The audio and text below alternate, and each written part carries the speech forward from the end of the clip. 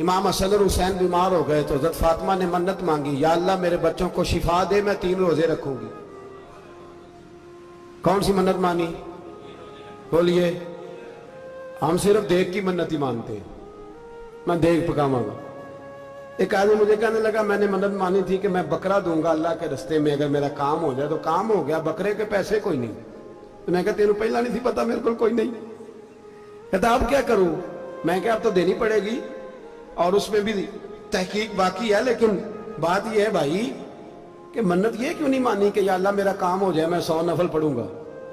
جو بھی منت مانگتا ہے وہ دیکھ کی مان لیتا ہے، بکرے کی منت ہی مانتے ہو، یہ کیوں نہیں منت مانتے کہ یا اللہ میرا کام ہو جائے تو میں پورا قرآن شریف ختم کروں گا؟ یہ ذرا پڑھنا پڑتا ہے، اس لیے عبادت کرنی پڑتی ہے، اس لیے اس کی منت ہی نہیں مانتے سرے سے۔ حضرت فاطمہ نے کیا منت مانگی؟ بچے صحیح ہو جائیں گے تو بولیے 3 روزے رکھوں گے۔ اللہ تبارک و تعالیٰ نے بچوں کو شفا عطا فرما دی، اور میں سمجھتا ہوں یہ کربلا کی ٹریننگ تھی۔ روزے رکھے بچوں نے۔ کس نے روزے رکھے؟ بچوں نے۔ کس نے؟ 7-8 سال کی عمریں بچوں کی۔ حضرت علی فرماتے ہیں جب میں نے دیکھا نا میرے بچے بھی روزے سے ہیں تو میں کہیں سے تھوڑے سے جون لایا۔ یہ شہزادے ہیں کائنات کے سب سے بڑے۔ فرماتے ہیں میں نے بی بی پاک کو دیے تو سیدہ پاک نے جون پیسے روٹیاں پکائیں۔ امام حسن اور حسین بیمار ہو گئے تو حضرت فاطمہ نے منت مانگی، یا اللہ میرے بچوں کو شفا دے، میں 3 روزے رکھوں گی۔ کون سی منت مانی؟ بولیے۔ ہم صرف دیکھ کی منت ہی مانتے ہیں، میں دیکھ پکاواں گا۔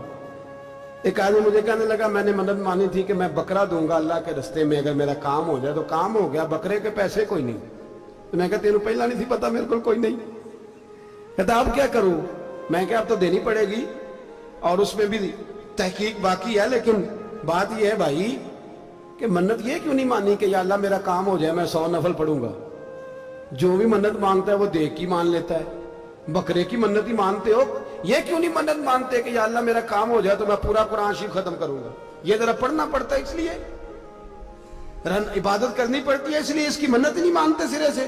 حضرت فاطمہ نے کیا منت مانگی؟ بچے صحیح ہو جائیں گے تو بولیے 3 روزے رکھوں گے۔ اللہ تبارک و تعالیٰ نے بچوں کو شفا عطا فرما دی، اور میں سمجھتا ہوں یہ کربلا کی ٹریننگ تھی۔